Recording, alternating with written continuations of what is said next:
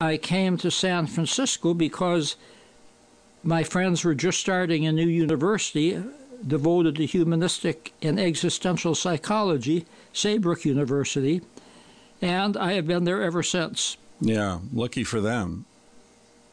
You're the North Star of Saybrook. Well, lucky for me, too, because at Saybrook, people can explore different human behaviors and experiences that they can't really explore anyplace else. Everything from ayahuasca, the mind-altering beverage from South America, to telepathic dreams, which was the topic of our research in the Dream Laboratory, to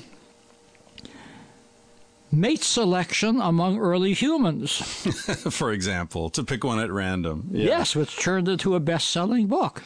Well, you're just to sort of summarize the research, correct me if I'm wrong, but the research you did at Maimonides that is still referred to in any book talking about the most solid investigation of psi, I guess we can call it psi, telepathy and paranormal sort of experiences and events. Basically, the research, you were looking at whether or not people were more receptive to telepathic imagery. Was it during a REM stage or hypnopompic, hypnagogic states? We checked out all three. All three, okay. And, of course, most dreams come in rapid eye movement sleep, but we also checked with people as they were drifting into sleep, which is the hypnagogic state, and when they're coming out of sleep, which is the hypnopompic state. And, much to our surprise, we found that they were even more telepathic in the hypnagogic and hypnopompic state. The place where they were not especially telepathic was in the small dreams that they had outside of rapid eye movement sleep. Those were very down-to-earth, very simple. They didn't have a lot of metaphors, a lot of symbols in them. And so we ran the gamut in terms of that particular investigation. We published close to 100 articles. Dr. Montague Ullman and myself, who was the director of the project, noted psychiatrist and psychoanalyst, and we published in every major psychiatric journal and several prominent psychological journals. And now that work has been repeated, mainly in the United Kingdom at various universities, and most of the results are robust. They're as strong as ours, not quite as strong, but still strong enough to be above chance. Just for example, so that your listeners will know a little bit about the experiment, we would have a volunteer participant come in and have dinner with one of our psychologists to establish rapport, and then the volunteer would go into a soundproof room and have electrodes attached to his or her head so that we would know when they were asleep and dreaming and when the rapid eye movement sleep would occur. The psychologist would throw dice, and the dice would direct the psychologist to a double-sealed envelope. Why double-sealed? Because if it's single-sealed, you could maybe look up at the light and see the image inside of it.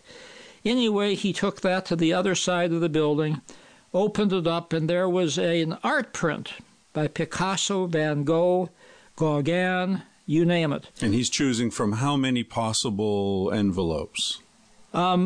If we were going to do a 12-night study, it would be 12 or 13 possible envelopes. Okay. And so on one night, for example, the image was Saul Bellows painting both members of the club about a boxing match. And the dreamer, who was an artist, had a series of dreams in which he went to Madison Square Garden to buy tickets to a boxing match, and there were posters of the boxing match all over the walls of Madison Square Garden. And someone else receives the postcard, and they're trying to transmit this imagery to the sleeping person. Yeah, the artist was the sleeping participant, and the psychologist at the other end of the building... Oh, the psychologist is was transmitting. looking at the picture, Okay. trying to send the picture, and the sleeping subject was trying to receive the picture. Right. And then you took a transcript of the dream, Yes. of the dreamer's account of his or her they dream. were typed out word for word, tape recorded, and then outside judges who were experts on dreams would try to match each picture with each possible target. So they would look at all 13 of the pictures. Not only that, they'd look at pictures from the whole study. If we had 12 nights in a study, there'd be something like 12 times 12. 144 possible. Okay, 144 matches, and they would match every one of those. And then we were able to compare the correct matches with the incorrect matches to see if the correct matches produced a rating on a scale from 1 to 100 above chance or not. Right, right. And that's why this research is still being cited. The methodology is so strong. And, you know, you've said this to me many times, that the research in parapsychology, the methodology has to be ironclad because there's so much skepticism. Yeah, oh yes, and it's a good thing. Yeah, fair enough. It has to be ironclad. Ray Hyman is a professor at the University of Oregon. He is probably the outstanding skeptic and critic of parapsychological research, and he has examined our dream research, and he has said in a published interview, there's no smoking gun. Mm-hmm. In other words, he could not find any flaws in the research. Right. The only problem he cited was you don't get results every time you do it. Right. And I would agree with him. Right. We don't know why we don't get results every time we do it.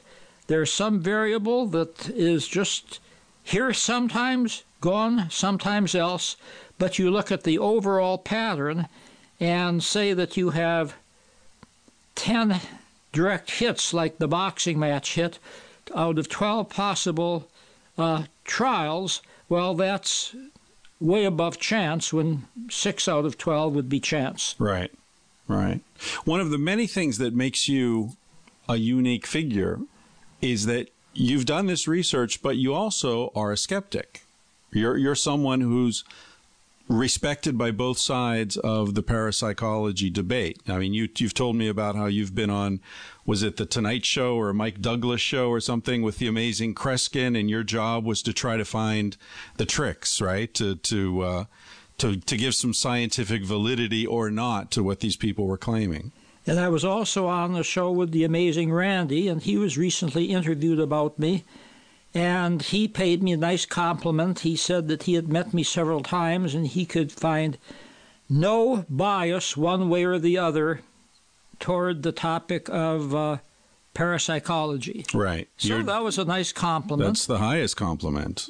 Here's another compliment. You're the only person I know who has several people in their Rolodex whose names begin with the amazing.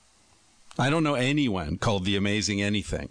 And you've got several personal friends called the amazing this or the amazing that. That's a pretty interesting quality. Well, I have to say they are amazing. They deserve their title. Well, we should call you the amazing Stanley, I think, from now on. There's enough amazing people in the world. I'll take some other name.